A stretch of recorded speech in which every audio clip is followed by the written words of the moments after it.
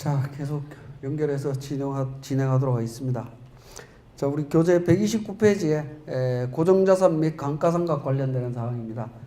자, 고정자산 및 감가상각이라고 하는 부분은 우리가 일반 전표나 매출 전표 입력할 때 취득했던 관련되는 자산, 감가상각 대상 자산이 이 고정자산 및 감가상각이라고 하는 고정자산 등록에 제대로 반영이 돼서 정리가 되고 있느냐 하는 부분에 대한 문제이기도 합니다. 자, 이 감가상각비와 관련해서는 사실은 이제 법인세법은 임의상각제도이기 때문에 여러분들이 그 법인 결산을 할 때, 마지막 결산을 할 때 보면 당해연도 이제 소득 금액이 어느 정도 되느냐, 이 금액 확인해서 부담해야 되는 세금 어느 정도 결정을 한 다음에 추가적으로 더 필요하다라고 하면 뭐 소득이 너무 높다라고 하면 감가상각비를 적극적으로 계산할 거고, 그렇지 않는 경우에는 감가상각비를 계산을 안 한다든가 뭐 하는 그런 경우들의 의사결정을 하게 되는데, 이때 좀 주의를 하셔야 되는 부분이, 실제 이제 감가상각비를 계산을 할 때는 문제가 안 생기는데 감가상각비를 당해연도에 계산을 안 할 때 문제가 생깁니다. 당해연도에 감가상각비를 계산 안 했다라고 해서 당해연도에는 문제가 안 생기죠. 근데 그 다음 연도로 가서 감가상각비를 계산하려고 보면 감가상각 대상 자산의 금액이 다르다라는 겁니다. 금액이 다르기 때문에 그런 부분들 때문에라도 당해연도에 감가상각비를 계산하지 않는다 하더라도 감가상각비를 고려해야 된다라는 겁니다. 관리해야 됩니다. 관리해야 되는데 우리 교재에 129페이지부터는 기본적인 내용이니까 참고로 보시고요. 132페이지에 내용연수라고 나옵니다. 자, 내용연수가 나오는데, 내용연수 보면 별표 2, 별표 3, 별표 5, 별표 6이 나옵니다. 자, 이렇게 나오는 내용연수 보면 이제 별표 2와 3은 정해져 있습니다. 상한, 하한이 없습니다. 없지만 별표 5와 별표 6은 상한, 하한이 정해져 있다라는 거죠. 5년짜리는 별표 6 같은 경우에 5년짜리는 4년에서 6년, 8년짜리는 6년에서 10년, 20년짜리는 15년에서 25년 이렇게 되어 있습니다. 이렇게 되어 있기 때문에 이 내용연수를 단축해서 적용하실 분들은 적극적으로 좀 단축해서 관리를 하실 필요가 있다라는 거고요. 그 다음에 133페이지에 우리를 좀 어렵게 하는 부분 중에 하나는 기존 내용연수가 적용이 되는 데에다가 2014년도 1월 1일 이후 취득분부터는 제조업 같은 경우에 전자부품 제조업은 내용연수가 5년에서 6년으로 늘었습니다. 종합건설업은 5년에서 8년으로 늘었습니다. 부동산업은 5년에서 8년, 교육서비스 5년에서 4년, 수리업은 5년에서 8년, 그 다음에 통신업은 8년에서 6년, 뭐 이런 형태로 해갖고 일반적인 업종들이 대부분은 내용연수가 늘었다라는 겁니다. 늘었는데도 불구하고 그걸 무시하고 과거 기준대로 그대로 감가상각을 하게 되면 상각 부인액이 나오는 문제가 발생을 합니다. 그렇기 때문에 좀 주의해서 정리를 하실 필요가 있고, 업종별 자산의 내용연수 조정이라고 해서 여기에 나와 있는 하한을 가능하면 하한선을 좀 적용을 해 주실 필요가 있지 않느냐 하는 생각이 좀 듭니다. 좀 관리를 좀 하실 필요가 있고, 134페이지에 중고자산 등에 대한 수정 내용연수, 법인이 이제 그 법인이나 개인 사업자로부터 중고자산을 취득했을 때는 기준 내용연수 50% 경과됐을 때는 50% 범위 내에서 선택할 수 있도록 되어 있습니다. 그 다음 마번과 바번이 있습니다. 중소기업 설비자산 내용연수 등내, 요건 조금 더 복잡합니다. 2014년 3월 31일부터 2014년 10월 1일 2014년 3월 31일까지, 그 다음에 2014년 10월 1일부터 2015년 3월 31일까지 이렇게 취득한 건 내용연수 50% 범위 내에서 선택할 수 있다라는 거고, 135페이지에 서비스업 감가상각비 특례, 서비스업이라고 제목은 달려 있지만 실제 업종을 가보면 이게 서비스업이냐라는 생각은 좀 듭니다. 하단 부분 이제 각주에 나와 있습니다. 하수 폐기물 처리, 원료 재생 및 환경보건업, 뭐 이런 업종들 인 경우를 이제 서비스업으로 보고 있습니다. 이 경우에 내용연수 40%, 차감한 범위 내에서 할 수 있습니다. 그 결국에 60%에서 140% 범위 내에서 선택할 수 있다라는 겁니다. 자, 그런 부분들 특례가 있다라는 거 기억을 해 주시고 나머지는 넘어가시면 되겠고요. 자, 140페이지에 단기 감가상각비를 계산하지 아니하는 경우 어떻게 되느냐? 당해연도에 우리 회사는 감가상각비 계산 안 한다 라고 하면 우리 고정자산 등록에 나와 있는 이 내용을 좀 이해하실 필요가 있습니다. 자, 고정자산에 에어컨이라고 하는 자산에 대한 내용연수 보면 회사 계산액이라고 해서 1,100만 원이 지금 기록이 되어 있습니다. 이 1,100만 원의 의미가 뭐냐? 1,100만 원은 손익계산서에 반영된 금액을 의미합니다. 반영되었다라고 보고 판단하는 겁니다. 그러니까 손익계산서에 차변의 감가상각비, 대변의 감가상각 누계액이라고 회계 처리했다라고 보는 금액입니다. 실제 했느냐 안 했느냐는 안 따집니다. 했다라고 보는 금액이기 때문에 만약에 손익계산서에 우리는 결산조정으로 감가상각비 한 푼도 계산 안 한다. 그러면 여기 금액은 전부 다 제로로 다 수정이 돼야 됩니다. 수정이 돼야 되는데 그렇지 않으면 문제가 생긴다. 그 관리를 해주셔야 된다라는 겁니다. 그 관리를. 근데 제가 지금 사례를 들고 있는 부분은 뭐 2개밖에 안 되니까 감가상각비 없으면 전부 다 제로로 지우면 되겠지만 그걸 일일이 지우기는 어렵다라는 거죠. 그러다 보니까 위에 F7번에 회사계산 수정이라는 부분이 있습니다. 요거 갖고 전체를 제로로 만들 수 있다라는 겁니다. 자, 여기까지는 정리를 하실 수 있습니다.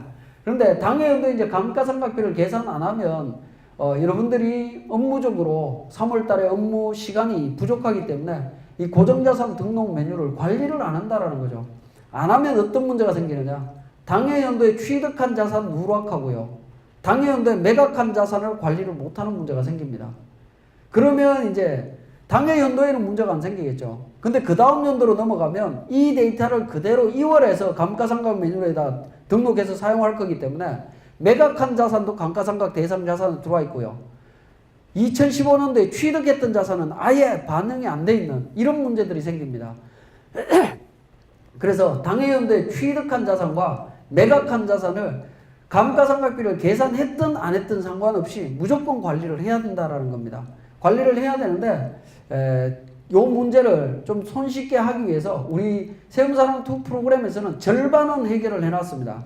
어떤 기능이 있냐면 기초정보등록에 보면 환경등록이라고 있습니다. 환경등록에 가면 회계 파트에 중간에 보시면 이 고정자산 11번에 고정자산 간편등록 사용이라는 기능이 있습니다. 이걸 사용하기로 눌러놓게 되면 우리 일반 전표나 매매출 전표에 입력할 때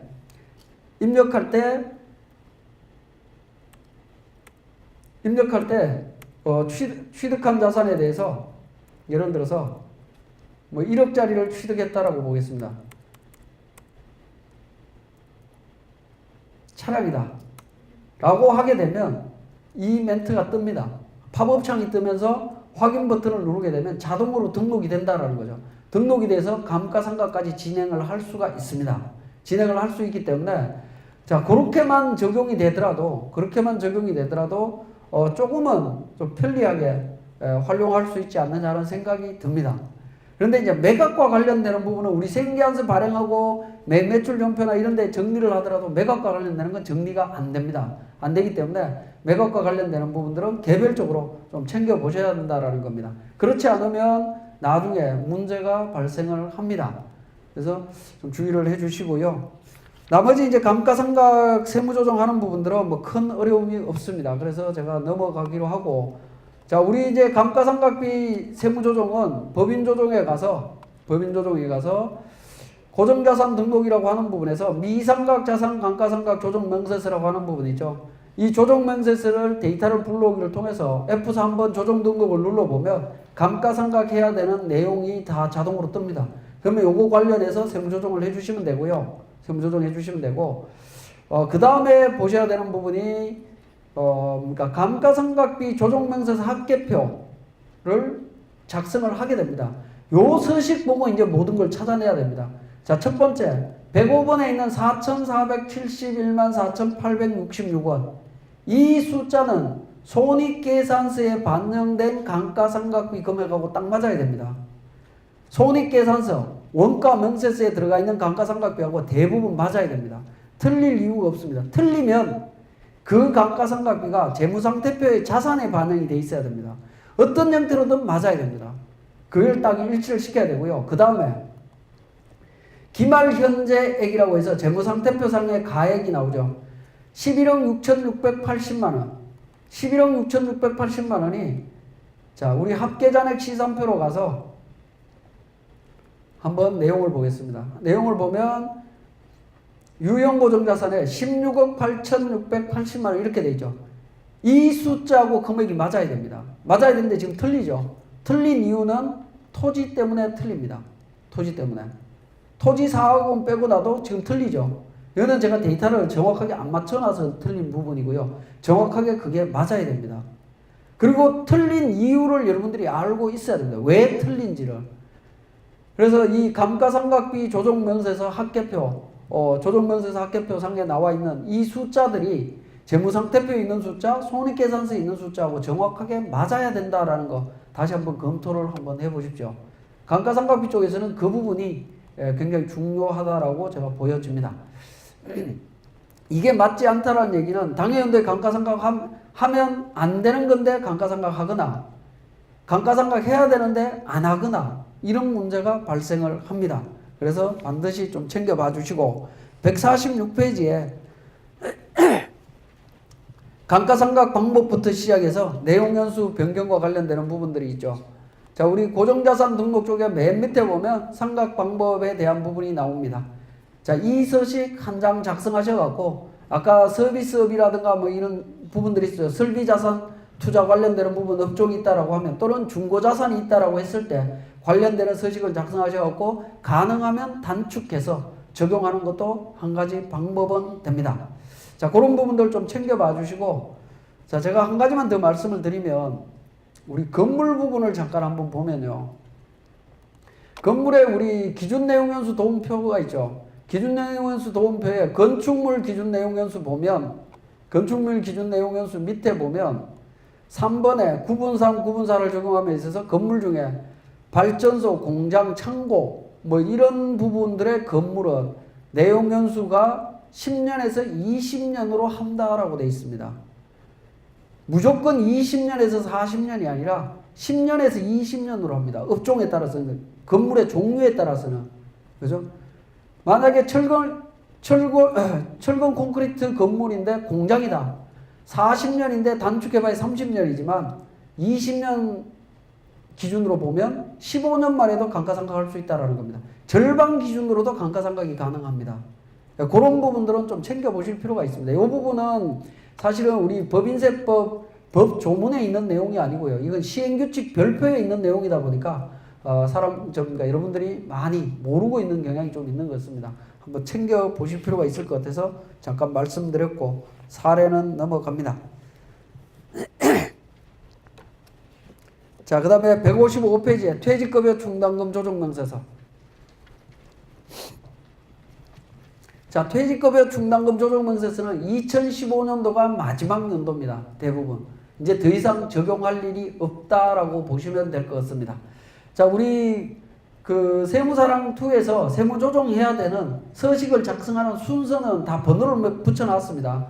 이 분홍색으로 되어 있는 1번, 2번, 3번 순서대로 쭉 데이터 입력한다라고 보시면 됩니다. 그 순서대로 가는데 1번에 이 급여자료 불러오기를 통해서 급여자료 불러오시면 됩니다. 불러오시면 되고 대부분은 그러니까 여기에 나와 있는 뭐 제외 대상이라고 하는 숫자는 입력하실 일이 없을 겁니다. 저는 이제 자료를 만들다 보니까 이 부분이 지금 반영이 되어 있고요.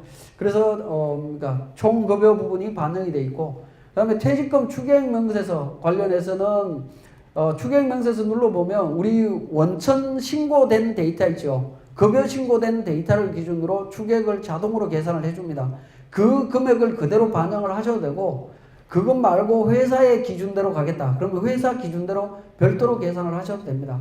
별도로 계산해서 쭉 적용을 하시면 되는데, 제가 원래 2015년도가 마지막이다라고 했던 부분이 3번에 있는 2번 설정률입니다. 이 설정률이라고 하는 부분이 2015년도가 5%입니다.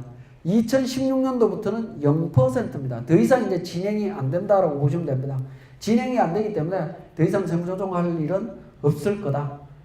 그러니까 그렇게 이해를 하시면 되겠고, 그렇게 해서 이제 한도 초과 금액이 나오게 되면 조정 등록을 통해서 세무조정을 반영을 해주시면 됩니다. 자, 그러한 개념으로 되어 있고, 퇴직급여 충당금을 설정할 수 있는 직원들은 DC형으로 가입된 사람은 전부 다 제외됩니다. 퇴직연금이 DC형으로 가입되어 있는 직원들은 전부 다 제외하고 나머지 분들 기준으로 진행하시면 된다라는 거고요. 그 다음에 퇴직급여 충당금이 설정이 되어 있을 때는 반드시 퇴직할 때 충당금하고 상계해야 됩니다. 충당금하고. 이 부분도 충당금하고 상계 안 하는 경우가 자주 발생을 합니다. 그 이유를 생각을 한번 해보면 대부분의 회사가 충당금을 안 만들어 놓고 있다라는 거죠. 안 만들어 놓고 있다 보니까 그 습관적으로 직원들 퇴직금 나갈 때 퇴직급여로 바로 비용 처리하는 경우들이 있습니다. 그게 재무제표를 지금 현재 안 보고 있다라는 겁니다. 재무제표를 항상 보면서 관련되는 계정을 찾아서 확인들을 해보셔야 됩니다. 그렇지 않으면 다 결산 끝나고 난 다음에 충당금 때문에 다시 결산하고 마감하고 하는 과정들을 몇 번 반복하게 되죠. 근데 한번 모든 서식을 다 만들어 놓고 어디서 한번 딱 바뀌게 되면 차라리 처음부터 새로 만드는 게 훨씬 빠릅니다. 요거 수정하면 요거 바뀌겠지 해서 그것만 바꿔놓으면 또 다른 게 바뀌고 하는 경우들이 굉장히 많이 나옵니다. 굉장히 번거로워집니다. 그러니까 결산을 마감할 때는 결산을 마감한 이후에도 반드시 합계잔액시산표나 재무상태표, 손익계산서를 보면서 한번 체크를 해보실 필요가 있습니다. 퇴직급여 같은 경우에 충당금하고 상계 처리가 제대로 됐는지 그런 부분들을 확인할 필요가 있다라는 겁니다. 자, 그 부분 제가 말씀을 드렸고, 162페이지에 퇴직연금 부담금 조정명세입니다.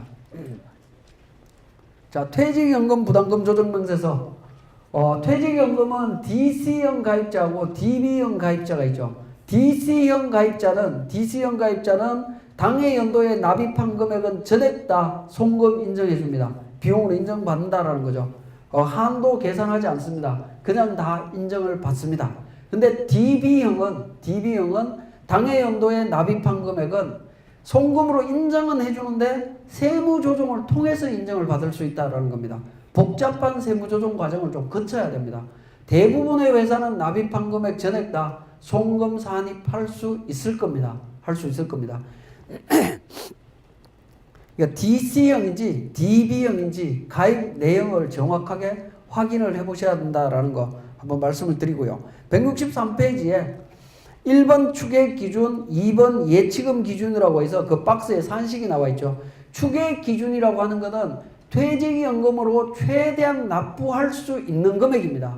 납부할 수 있는 금액을 말하는 거고요. 예치금 기준이라고 하는 것은 지금까지 납부한 금액을 의미합니다. 지금까지 납부한 금액을 의미합니다. 그래서 둘 중에 작은 금액, 실제 납부한 금액하고 납부할 금액하고 둘 중에 작은 금액을 비용으로 송금으로 인정을 해준다라는 겁니다. 자, 여기서 이 부분은 이제 다 잘 이해를 하고 있습니다. 그래서 우리 그 퇴직연금 부담금 조정명세서 작성을 하는데 작성을 다 완료를 한 다음에 조정 등록을 눌러보면 여기서 이제 문제가 좀 생깁니다. 어떤 문제가 생기냐면 지금 송금 산입 범위 미달액이라고 해서 1억 원 나타나죠. 이 1억 원 세무조정을 해야 됩니다. 송금 산입해야 됩니다. 당연히 송금 산입하겠지만 세무조정 사항이 요것만 있느냐 하는 겁니다. 요것만. 그게 아니라는 겁니다. 뭐냐면 자, 조정 금액이라고 하는 12번에 나오는 1억 원 있죠. 이 숫자가 플러스면 송금 산입, 마이너스면 입금 산입 이렇게 되는 겁니다. 어쨌든 신고조정으로 세무조정을 합니다. 하는데 문제는 위에 나오는 20번 금액 나오죠. 기중 퇴직연금, 예치금 등 수령해약액 500만 원. 이것도 세무조정을 해야 된다라는 겁니다. 이것도 세무조정을 해야 됩니다. 해야 되는데 조정명세서에서 이 부분에 대한 세무조정 내용을 안 가르쳐 줍니다. 왜 안 가르쳐 주는지는 저도 모르겠습니다. 모르겠는데 어쨌든 안 가르쳐 줍니다. 우리 프로그램만 그런 게 아니고요. 시중에 나와 있는 거 다 안 가르쳐 줍니다. 반드시 세무조정 하셔야 됩니다. 반드시. 왜냐하면 1억 원을 납부한 1억 원을 송금 산입 유보 처리했죠. 비용으로 인정받았던 걸 어떤 시점에 가서 찾아왔다라는 겁니다. 회사에서 찾아왔기 때문에 비용으로 인정받은 게 리턴돼서 들어오면 입금 산입이 되는 겁니다. 500만 원만큼 각 사업연도 소득 금액이 늘어나게 돼 있습니다. 세무조정을 해야 되는데 이걸 많이 놓칩니다. 많이 놓칩니다. 그러니까 반드시 20번에 기중퇴직연금, 예치금 등 수령해약의 숫자가 있으면 반드시 입금 산입하셔야 됩니다. 입금 산입 유보. 입금 산입 유보하셔야 됩니다. 그렇지 않으면 문제가 발생을 합니다. 그 내용이 164페이지에 교재 164페이지에 확정급여형 퇴직연금에 대한 세무조정 그 표가 나와 있죠. 표에 보면 신고조정하는 경우 해서 내용이 나옵니다. 신고조정하는 경우. 자, 부담금 납입했을 때 100원 납입했을 때 회계처리, 충당금 회계처리는 없습니다. 없지만 세무조정으로 송금 산입 100원 유보 처리해 줍니다. 유보 처리해 주고 퇴직금 지급할 때 150원 찾아갔고 150원 중에 운용자산으로 퇴직연금에서 80원 찾아왔습니다. 80원은 입금 산입 80원 유보 처리합니다. 아까 송금 산입 100원 유보 처리했던 거에 반대의 세무조정. 입금 산입 80원 유보합니다. 근데 회계 처리를 퇴직급여 충당 부채하고 회계 처리했다면 송금 산입이 자동으로 나옵니다. 근데 퇴직급여 충당 부채하고 회계 처리 안 했다. 상계 처리 안 했다라고 하면 입금 산입만 나옵니다. 입금 산입만. 회계 처리가 어떻게 되어 있냐에 따라서 세무조정 내용이 달라진다라는 겁니다. 그걸 반드시 좀 챙겨보셔야 되는데 우리 교재에 168페이지에 밑에 퇴직연금, 예치금 수령 시에 회계 처리에 따라서 세무조정이 달라진다라고 해서 달라지는 내용을 제가 요약을 해놨습니다. 세무조정 방식을 요약을 해놨기 때문에 반드시 세무조정 하셔야 됩니다. 자, 중요한 건 뭐냐면 중요한 거는 우리 퇴직연금 부담금 조정 명세서에 20번의 숫자가 들어가면 이건 반드시 세무조정이 별도로 해야 된다. 세무조정을 별도로 해야 된다. 라는 부분이고요. 자, 그러면 퇴직급여 충당 부채하고 퇴직연금 부담금 조정 명세서하고 세무조정 순서가 어떻게 되느냐? 세무조정 순서는 164페이지에 제가 세무조정 해야 되는 순서를 적어놨습니다. 순서는 뭐냐면 연금 부담금 조정 명세서에 있는 20번 금액 기중퇴직연금, 예치금, 수령해약액에 대한 세무조정을 1순위로 합니다. 1순위로 세무조정을 하고 두 번째 퇴직급여 충당금 한도에 대한 세무조정, 세 번째 퇴직연금 부담금 납입액에 대한 세무조정, 이 순서대로 세무조정을 하셔야 됩니다. 이 순서가 달라지면 퇴직급여 충당금 세무조정이 달라질 수밖에 없습니다. 달라지는 문제가 생기기 때문에 이 순서에 맞춰서 세무조정을 하셔야 됩니다. 특히 요즘은 퇴직연금 가입한 회사들이 굉장히 많습니다. DC든 DB든 종류를 잘 판단하셔갖고 적용을 해주셔야 된다. 특히 DB는 세무조정도 복잡하다. 그러니까 그렇죠 해서 연금 뭘로 가입해야 되냐라고 물어보면 가능하면 DC가 우리가 편하죠. 원천징수도 안 해도 되고 굉장히 편리한 측면이 있는데 DB로 갔을 때는 원천징수도 해야 되고 연금, 부담금, 세무조정도 해야 되고 좀 복잡합니다. 자, 사례별로 제가 우리 교재에 자세히 설명해 놨기 때문에 이 정도로 말씀드리고 넘어갑니다. 대손충당금 및 대손금 조정 명세서. 그래서 대손충당금과 관련해서 설정 대상 채권 쪽에서 보시면 170페이지에 대손충당금을 설정할 수 없는 채권의 범위에서 동그라미 1번에 특수관계자에 대한 업무무관 가지급금, 이 부분은 대손충당금으로 설정할 수가 없습니다. 충당금뿐만 아니라 대손금으로도 처리할 수 없다라는 겁니다. 좀 주의하셔야 됩니다. 우리 법인 그 신고할 때쯤에 국세청 홈택스나 또는 국세청에서 거래처로 안내문이 나가는데 보면 이 업무무관 가지급금을 대손 처리하고 비용 처리한 경우들이 있다라는 이야기들이 나오고 있습니다. 그런 부분이 없도록 좀 조심을 하셔야 됩니다.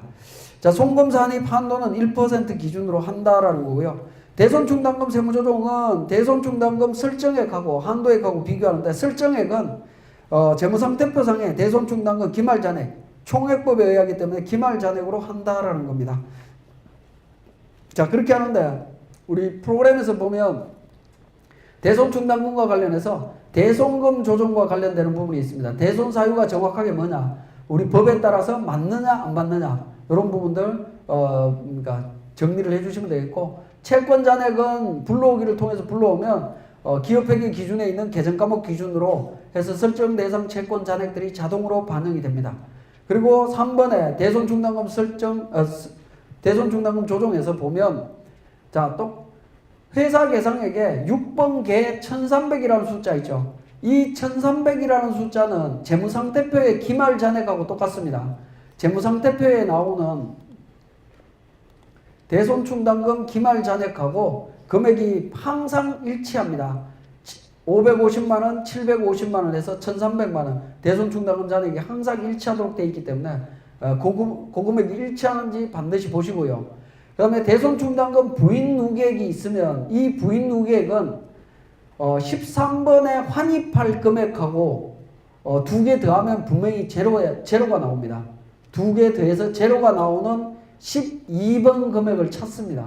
12번 금액 찾으면 5번의 보충액에 12번 금액이 자동으로 반영이 될 거고요.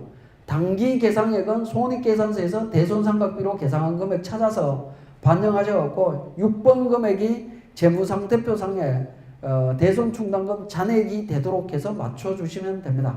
그렇게 해서 세무조정을 해주시면 될 것 같습니다. 자, 그 다음에 171페이지에 대손사유인데 대손사유 잠깐 말씀드리면, 자 171페이지 1번부터 4번까지 있는 이 사유는 결산조정이 원칙이지만 신고조정도 가능하다라는 거는 뭐냐면 1번부터 4번까지 나오는 이 내용은 사유가 발생한 연도에 처리하지 않으면 다음 연도에 처리 못합니다. 사유가 발생한 연도에 반드시 처리해야 됩니다. 소멸시효 완성분 같은 경우에는 그 해에 대손상각으로 처리해야 된다라는 겁니다.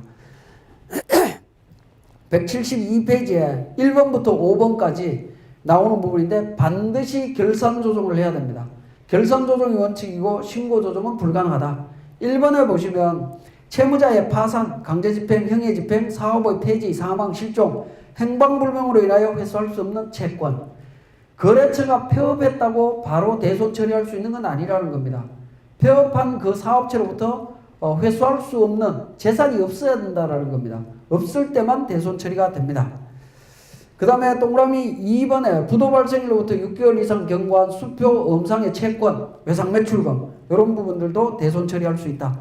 3번에 회수기일이 6개월 이상 경과한 채권 중에 회수 비용이 당해 채권 가액을 초과하여 회수 실익이 없다고 인정되는 20만원 이하의 금액.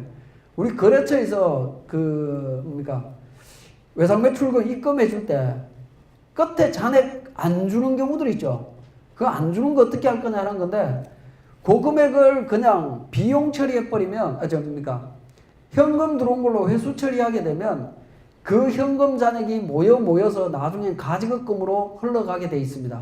가지급금으로 처리가 되면 가지급금은 인정이자 계산해야 되고 인정이자만큼 또다시 가지급금이 늘어나는 악순환으로 넘어가게 돼 있습니다. 그래서 가지급금은 복리로 늘어납니다. 그러니까 그렇게 회계 처리하시면 안 되고, 금액이 20만원 이하다 라고 하면 그냥 대손으로 정리를 하시고요. 20만원이 넘어간다 그러면 그래도 못 받을 것 같다 라고 하면 좀 고민을 좀 하시는데, 접대비로 처리하는 것도 한 가지 방법입니다. 채권의 임의 포기는 접대비로 보도록 되어 있습니다. 접대비로 보고, 그때 접대비로 볼 때는 뒤에서 설명하겠지만 신용카드 사용분으로 인정을 해줍니다. 인정해주기 때문에 접대비 한도 내에서는 인정받을 수 있습니다. 비용으로 인정받을 수 있기 때문에 접대비로 처리하는 것도 고민해 보실 필요가 있습니다. 그렇지 않으면 가지급금으로 자꾸 가는 경향이 있으니까 좀 주의하실 필요가 있습니다. 자, 그런 부분으로 활용을 좀 해보시고 나머지는 넘어가도록 하겠습니다.